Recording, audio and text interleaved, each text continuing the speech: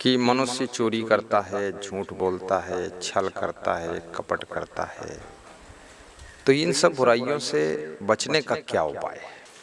सर्वप्रथम जिस चीज से बचना होता है उसमें दोष दृष्टि होनी चाहिए। दोष दृष्टि का मतलब होता है उससे नुकसान क्या क्या है, हानि क्या क्या है। जैसे सांप को आप क्यों नहीं छूते? क्योंकि सांप को छूने से हानि आपको पता है कि सांप काट लेगा, जहर चढ़ेगा, हम मर जाएंगे, इसलिए आप नहीं छूते हैं। जैसे आप गंदगी पड़ी उसमें पांव क्यों नहीं रखते?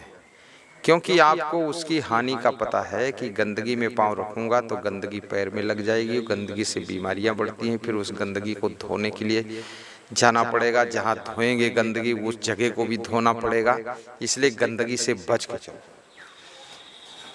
तो चोरी भी एक गंदगी है, झूठ भी गंदगी है, गंदी आदत है। अब चोरी क्यों करता है? चोरी करने की किसी की आदत नहीं होती है और न झूठ बोलने की आदत होती है, आदत नहीं है, ये उसको जरूरत है। क्या जरूरत है? कि वो गलत काम करता है, इसलिए उसको जो है गलत काम के लिए जो धन चाहिए तो उसके लिए चोरी करना पड़ता है।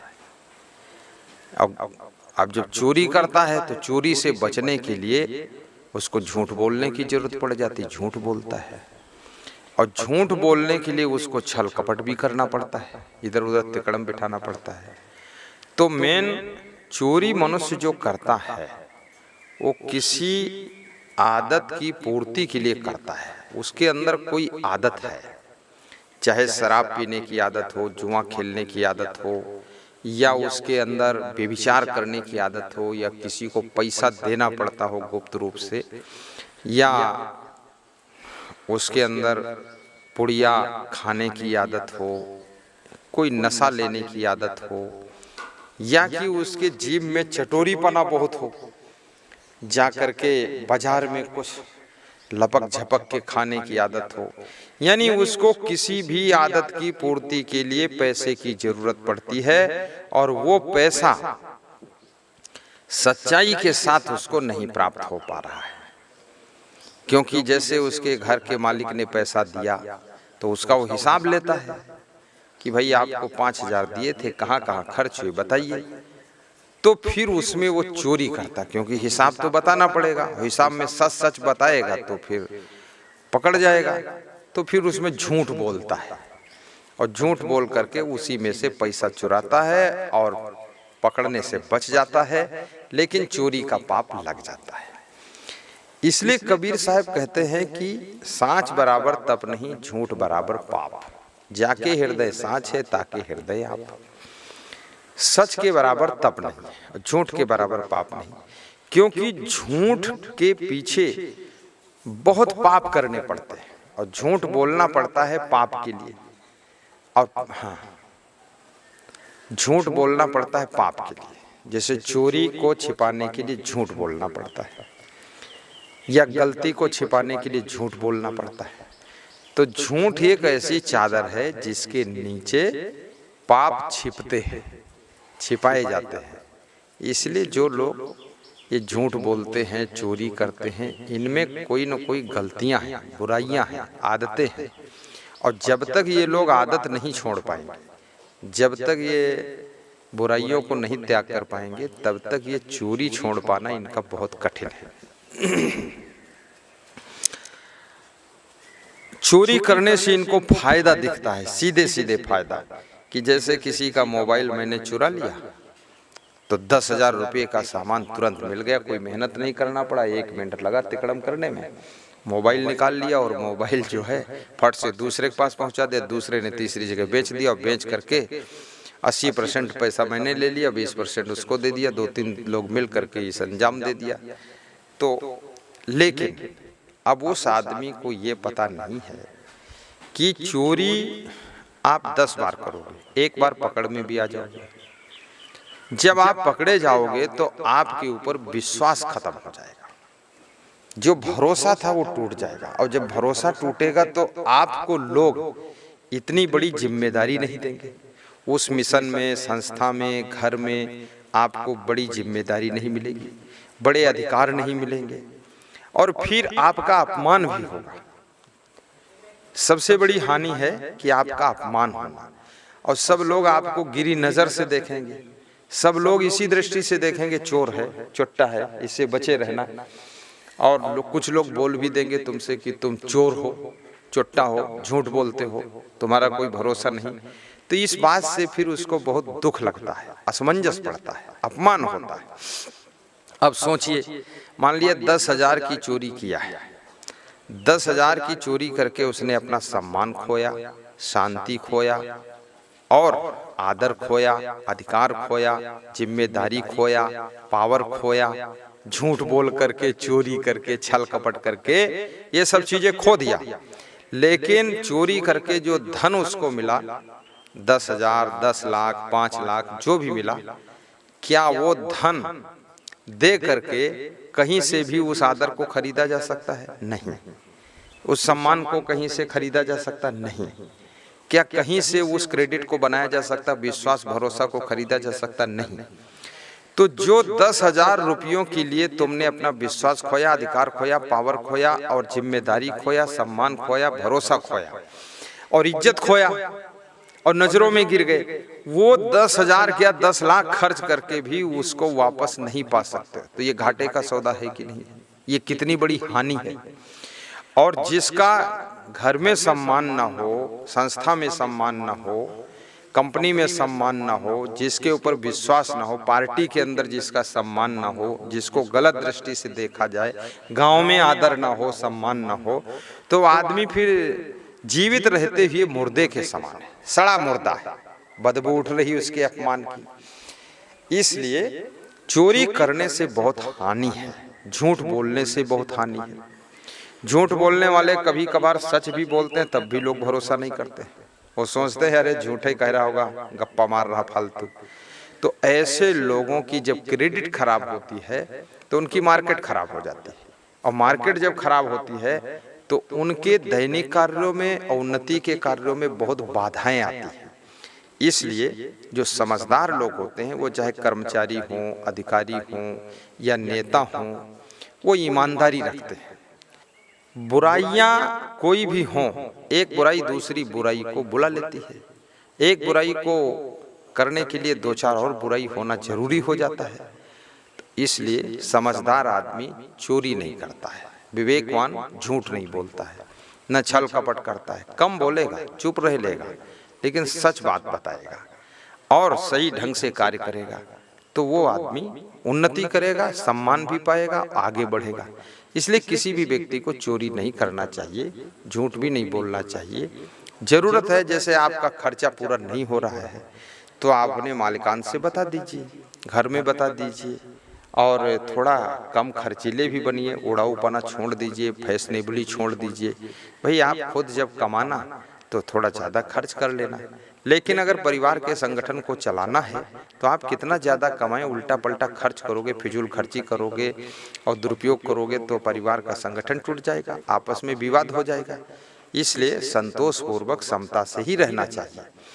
और परिवारों में भी देखा जाता है, जिन जिन घरों में घर ही के लोग चोरी करते हैं, कितनी स्त्रियां अपने पति के पैसे चुरा लेती हैं, कितने बेटे अपने बाप के पैसे चुराते हैं, और कितने बेटे और बहुएं सब आपस में पति से झूठ बोल करके और पैसा इधर उधर करना, और कम खर्च हुआ है ज़्यादा खर्च बता दिया, पैसा दबा लिया। कई तरह से लोग तिकड़म मचाते रहते हैं। इससे घरों की उन्नति रुकती है, आश्रमों की उन्नति रुकती है, देश की उन्नति रुकती है। तो ऐसा गलत काम मत करो। बिजनेस में भी लोग ऐसा करते हैं, चोरी, छल कपट, उल्टा पल्टा काम।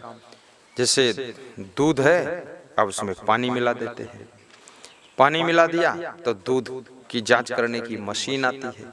मशीन का जब लगाते हैं मीटर तो बताता है कि भाई इसमें फैट कम है, पानी ज़्यादा है, तो उसका रेट गिरा देते हैं। तो आखिर मतलब क्या निकला उससे? और घी में कुछ और वनस्पति घी मिला देते हैं।